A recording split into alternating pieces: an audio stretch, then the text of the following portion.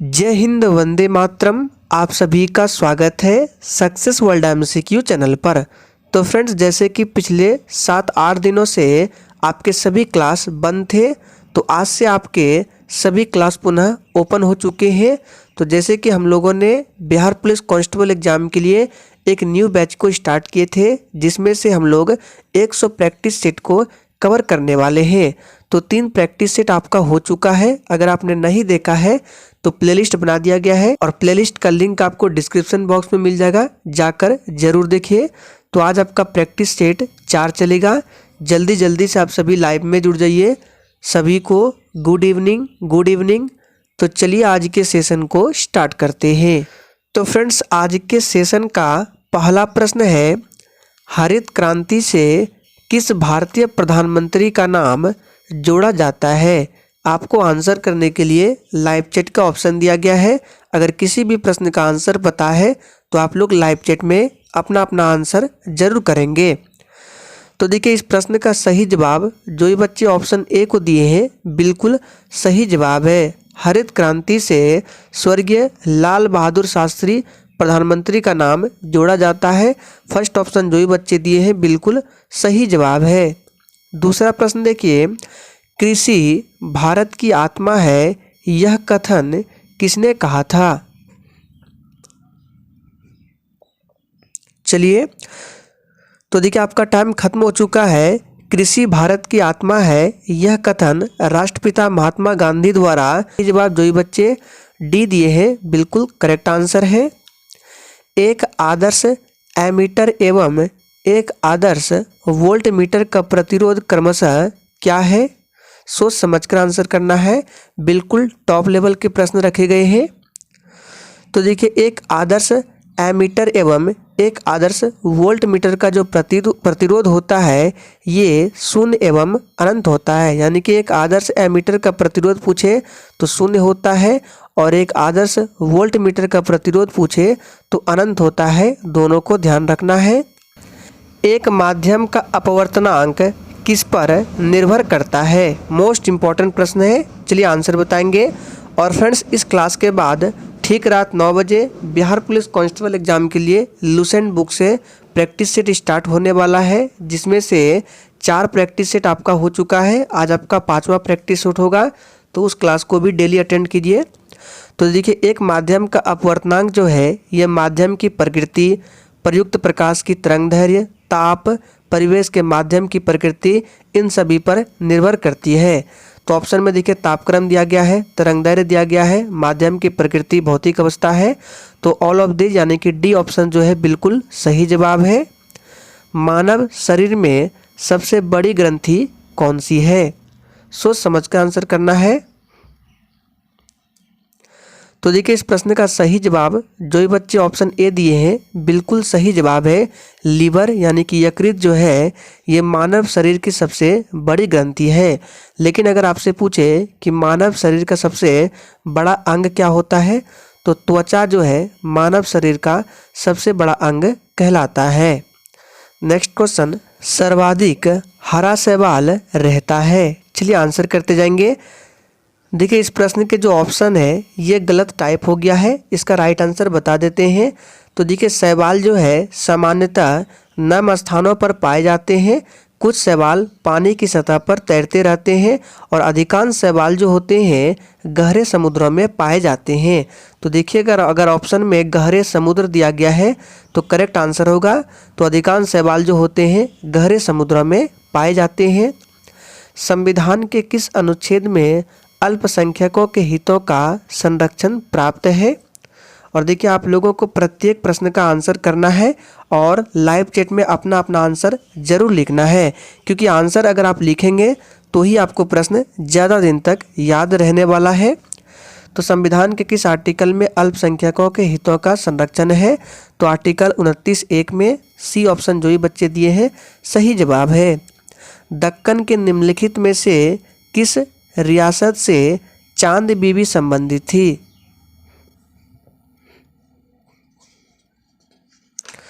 फटाफट से आंसर करते जाएंगे।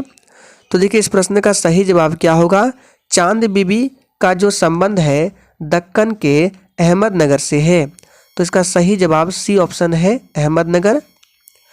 निम्नलिखित में से किस क्षेत्र में मुगलों ने भारतीय संस्कृति को सर्वाधिक योगदान दिया है? और देखिए ये जो प्रश्न है आपके बिहार पुलिस एग्जाम में एक बार पूछा गया है। तो किस क्षेत्र में मुगलों ने भारतीय संस्कृति को सर्वाधिक योगदान दिया है? इसका सही जवाब है ऑप्शन ए, स्थापत्य। फर्स्ट ऑप्शन सही जवाब है। और मुगल काल को द्वितीय क्लासिकल युग भी कहा जाता है। नेक्स्ट क्वेश्चन, महात्मा गांधी द्वारा प्रवर्तित निम्नलिखित में से किस आंदोलन में सरदार पटेल ने अग्रणी भूमिका निभाई थी? चलिए आंसर बताएंगे। तो कौन सा सत्याग्रह यानी आंदोलन था? तो ये बारदोली सत्याग्रह था। बारदोली सत्याग्रह कब हुआ था? तो 1928 में हुआ था। और इस सत्याग्रह का नेतृत्व किसने किया था? तो सरदार वल्लभ भाई पटेल ने। और चंपारण आंदोलन कब हुआ था? तो ये 1917 ईस्वी में हुआ था और इसका नेतृत्व महात्मा गांधी ने किया था। और महात्मा गांधी का ये भारत में सबसे पहला सत्याग्रह था। चंपारण बिहार में पड़ता है। राजधानी हस्तांतरण के अवसर पर दिल्ली में उस समय इनमें से किस वायसराय पर बम फेंका गया था? चलिए आंसर करते जाएंगे। तो देखिए इस प्रश्न का सही जवाब क्या होगा? तो जो भी बच्चे डी दिए हैं बिल्कुल सही जवाब है, लॉर्ड हार्डिंग द्वितीय, ध्यान रखना है। नेक्स्ट क्वेश्चन देखिए, भारत की स्वतंत्रता के पश्चात इनमें से किसने भूदान आंदोलन प्रारंभ किया था? चलिए आंसर करते जाएंगे। तो देखिए आप सभी जानते हैं भूदान आंदोलन से कौन संबंधित है? तो आचार्य विनोबा भावे। सी ऑप्शन बिल्कुल सही जवाब है। भूदान आंदोलन संत विनोबा भावे ने सन 1951 में प्रारंभ किया था। नेक्स्ट क्वेश्चन देखिए, मानव भूगोल के जनक कौन है? फटाफट से आप सभी आंसर करते जाएंगे। तो देखिए मानव भूगोल के जनक कौन है? इसका सही जवाब है फ्रेडरिक रेटजेल जो है ये मानव भूगोल के जनक है, ध्यान रखना है। नेक्स्ट क्वेश्चन, मुंबई हाई निम्नलिखित में से किस खनिज के लिए प्रसिद्ध है? देखिए अभी इसका नाम मुंबई है, पहले बम्बई था, तो यहाँ पे बम्बई कर लेंगे। बम्बई हाई निम्नलिखित में से किस खनिज के लिए प्रसिद्ध है? तो देखिए बॉम्बे हाई जो है एक ऑयल फील्ड है जो मुंबई में अरब सागर में स्थित है। आपको ये भी ध्यान रखना है, पूछ सकता है किस सागर में है, तो अरब सागर में स्थित है। और यह ऑयल फील्ड मुंबई के तटीय इलाकों से 165 किलोमीटर दूर अरब सागर में स्थित है। तो इसका सही जवाब क्या हो जाएगा? पेट्रोलियम। नेक्स्ट क्वेश्चन, बागानी फसल है धान, गेहूँ, जूट या चाय? और फ्रेंड्स अगर आप लोगों को सेशन थोड़ा भी पसंद आ रहा है तो सभी लोग सेशन को लाइक करें। तो बागानी फसल क्या है? तो देखिए चाय जो है ये एक बागवानी फसल के अंतर्गत आता है। तो डी ऑप्शन बिल्कुल सही जवाब है। और ये जो है पश्चिम बंगाल, कर्नाटक, केरल, तमिलनाडु में अधिकतर खेती की जाती है चाय की। नेक्स्ट क्वेश्चन, भिलाई इस्पात संयंत्र किस देश के सहयोग से स्थापित हुआ था? चलिए आंसर करते जाएंगे। Times up.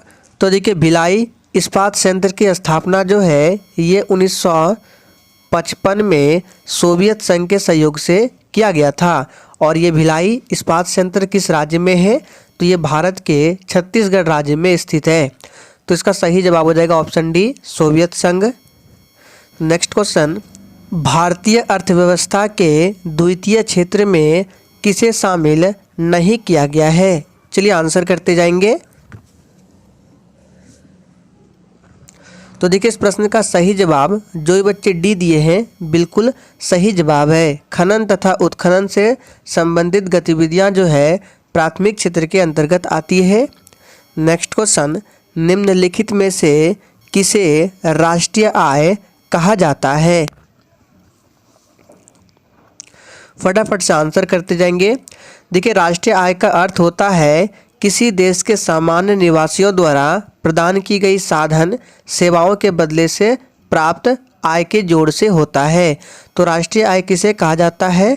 तो इसका सही जवाब हो जाएगा शुद्ध घरेलू उत्पाद की कीमत। बी ऑप्शन बिल्कुल सही जवाब है।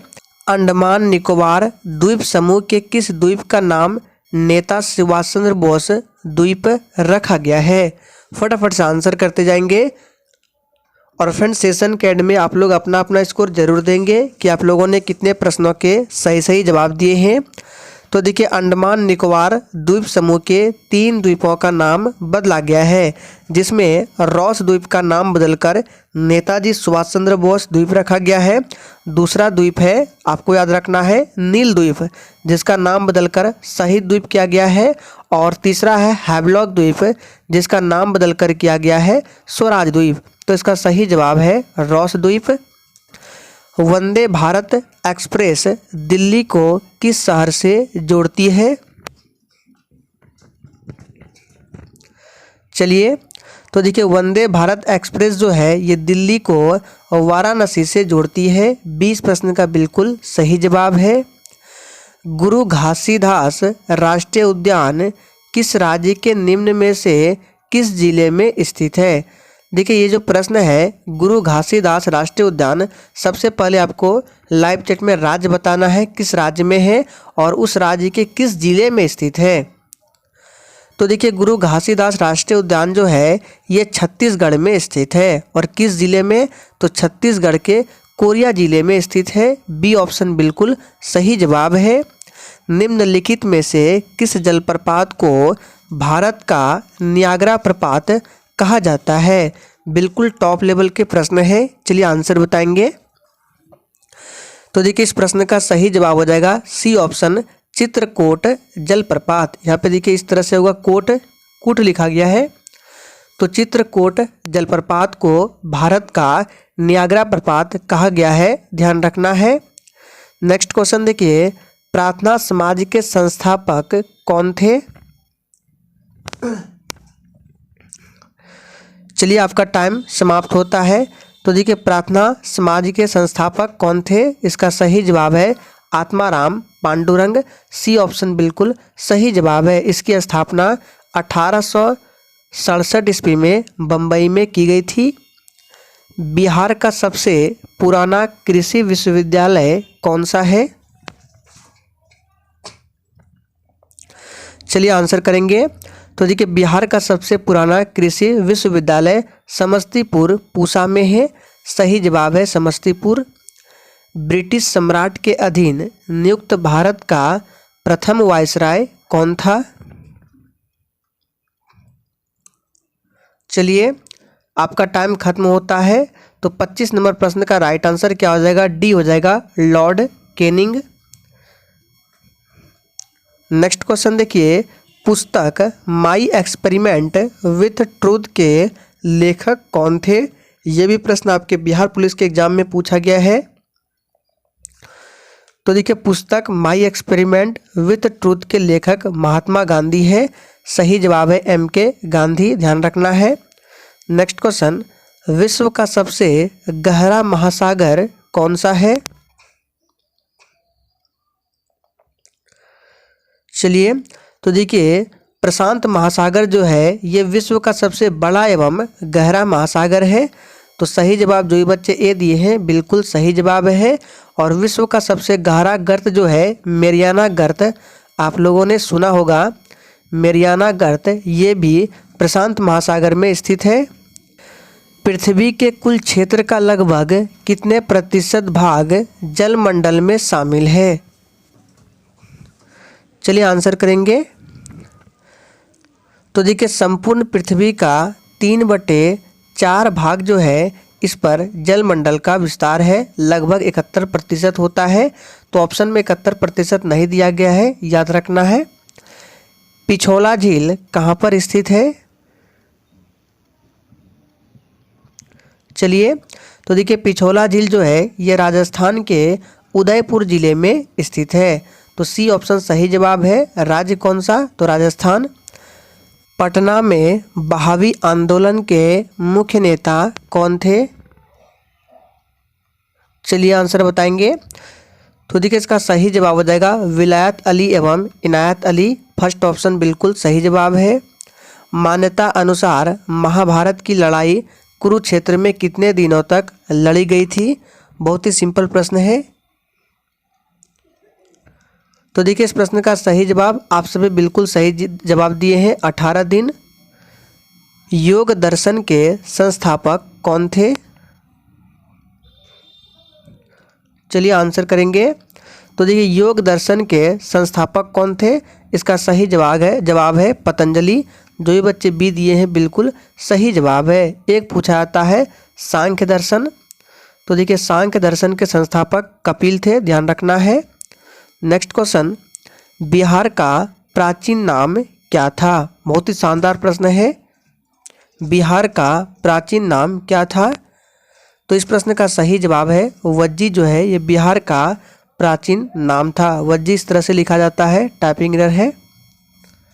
नेक्स्ट क्वेश्चन देखिए, द्वितीय बौद्ध परिषद कहाँ हुई थी? और देखिए इसका पीडीएफ डाउनलोड करना चाहते हैं तो डिस्क्रिप्शन बॉक्स में टेलीग्राम चैनल का लिंक है, ज्वाइन कर लीजिए। वहीं पर सारे सेशन के पीडीएफ दिए जाते हैं। तो द्वितीय बौद्ध परिषद जो है ये कहाँ हुई थी? तो ये वैशाली में हुई थी। सही जवाब है बी ऑप्शन। चौसा की लड़ाई में शेरशाह ने किसको हराया था? चलिए आंसर बताएंगे। तो देखिए चौसा का ये जो युद्ध है ये 1539 ईस्वी में हुमायूं और शेरशाह के बीच होता है। और इस युद्ध में शेरशाह ने हुमायूं को पराजित किया था। तो इस प्रश्न का सही जवाब हो जाएगा डी ऑप्शन, हुमायूं। याद रखना है, जो ये बच्चे डी दिए हैं बिल्कुल सही जवाब है। निम्नलिखित पेशवाओं में से नाना साहेब के रूप में कौन लोकप्रिय है? चलिए आंसर बताएंगे। तो बालाजी बाजीराव जो है ये नाना साहेब के रूप में लोकप्रिय है। नेक्स्ट क्वेश्चन, अपने धुरी पर पृथ्वी के घूर्णन की दिशा क्या है? देखिए ये प्रश्न आपके एग्जाम के लिए इम्पोर्टेंट है। बहुत बच्चे अक्सर आंसर गलत कर देते हैं। तो पृथ्वी धुरी पर पूछ रहा है कि पृथ्वी के घूर्णन की दिशा क्या है। तो बहुत बच्चे पूरब से पश्चिम को राइट आंसर देते हैं, लेकिन ये बिल्कुल गलत है। पृथ्वी जो है अपने धुरी पर पश्चिम से पूर्व की ओर घूमती है। तो बी ऑप्शन ध्यान रखना है, करेक्ट आंसर है।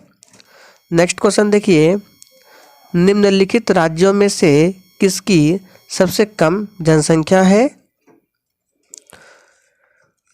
देखिए बहुत ही सिंपल प्रश्न है, इसका सही जवाब है सिक्किम। जो है ये सबसे कम जनसंख्या वाला राज्य है और सबसे अधिक जनसंख्या वाला यूपी है। नेक्स्ट क्वेश्चन, बिहार राज्य स्पोर्ट्स काउंसिल का गठन कब किया गया था? चलिए आंसर करते जाएंगे। तो देखिए इस प्रश्न का सही जवाब हो जाएगा 1961 में। 40 नंबर में है, दुधवा नेशनल पार्क कहाँ स्थित है? तो देखिए दुधवा नेशनल पार्क जो है ये उत्तर प्रदेश में स्थित है। निम्न में से कौन सा ग्रह आकार और द्रव्यमान के मामले में पृथ्वी के लगभग समान है? चलिए आंसर करेंगे। तो इस प्रश्न का सही जवाब क्या हो जाएगा? शुक्र ग्रह जो है ये आकार और द्रव्यमान के मामले में पृथ्वी के लगभग समान है। और सौरमंडल का सबसे गर्म ग्रह यही शुक्र ग्रह है। सबसे चमकीला ग्रह भी शुक्र है। बुध ग्रह ये सौरमंडल का सबसे छोटा ग्रह है। बृहस्पति ग्रह सौरमंडल का सबसे बड़ा ग्रह है। मैं ही राज्य हूँ और मेरे शब्द ही कानून है, यह कथन किसका है? चलिए आंसर बताएंगे। तो देखिए 42 नंबर प्रश्न का राइट आंसर हो जाएगा लुई 14वां का। फर्स्ट ऑप्शन सही जवाब है। डायनामाइट का आविष्कार किसने किया था? चलिए आंसर करते जाएंगे। तो देखिए बहुत ही इजी प्रश्न है। डायनामाइट का आविष्कार अल्फ्रेड नोबेल ने किया था। नेक्स्ट क्वेश्चन, रोवर्स कप निम्नलिखित में से किस खेल से संबंधित है? चलिए आपका टाइम खत्म होता है। तो रोवर्स कप जो है ये फुटबॉल से संबंधित है। फर्स्ट ऑप्शन जो भी बच्चे दिए हैं सही जवाब है। एस अगेंस्ट ऑड्स किस खिलाड़ी की आत्मकथा है? चलिए तो देखिए एस अगेंस्ट ऑड्स जो है ये भारतीय पेशेवर टेनिस खिलाड़ी सानिया मिर्जा की आत्मकथा है। तो सही जवाब है बी ऑप्शन। बिहार में सबसे प्राचीन नहर प्रणाली है? चलिए आंसर करेंगे। तो देखिए सोन नहर जो है ये बिहार की सबसे प्राचीन नहर है, जो 1876-77 में सोन नदी से डेहरी नामक स्थान से निकाली गई थी। तो सही जवाब है सोन नहर। इम्पोर्टेंट प्रश्न है, ध्यान रखना है। बिहार राज्य के वनस्पति प्रदेश में कौन शामिल नहीं है? चलिए आंसर करते जाएंगे। तो देखिए सदाबहार वन जो है ये बिहार राज्य के वनस्पति प्रदेश में शामिल नहीं है। सी ऑप्शन इस प्रश्न का बिल्कुल सही जवाब है। बिहार में प्राप्त मौर्यकालीन अभिलेखों की लिपि है? चलिए आंसर करेंगे। तो देखिए बिहार से प्राप्त मौर्यकालीन अभिलेखों की जो लिपि है ये ब्राह्मी लिपि है। सी ऑप्शन सही जवाब है। महावीर का जन्म स्थल कुंडग्राम बिहार के किस जिले में है? चलिए तो देखिए महावीर जो है ये जैन धर्म के आखिरी और 24वें तीर्थंकर थे और इसका जन्म स्थान कुंडग्राम में हुआ था। और ये कुंडग्राम बिहार के किस जिले में पड़ता है? तो ये बिहार के वैशाली में पड़ता है। बी ऑप्शन बिल्कुल सही जवाब है। नेक्स्ट क्वेश्चन देखिए, इतिहास का वह काल जिसके विषय में कोई लिखित साधन उपलब्ध नहीं है क्या कहलाता है? फटाफट से आंसर करते जाएंगे। तो देखिए इतिहास का वह काल जिसके विषय में कोई लिखित साधन उपलब्ध नहीं है उसे प्रागैतिहासिक काल कहा जाता है। तो देखिए बी ऑप्शन में दिया गया है प्रागैतिहासिक काल। तो जो भी बच्चे दिए हैं बिल्कुल सही जवाब है। तो फ्रेंड्स आज के सेशन में हम लोगों ने 50 इंपॉर्टेंट प्रश्नों को कवर किया। इसी के साथ आज का प्रैक्टिस सेट यहीं पर समाप्त होता है।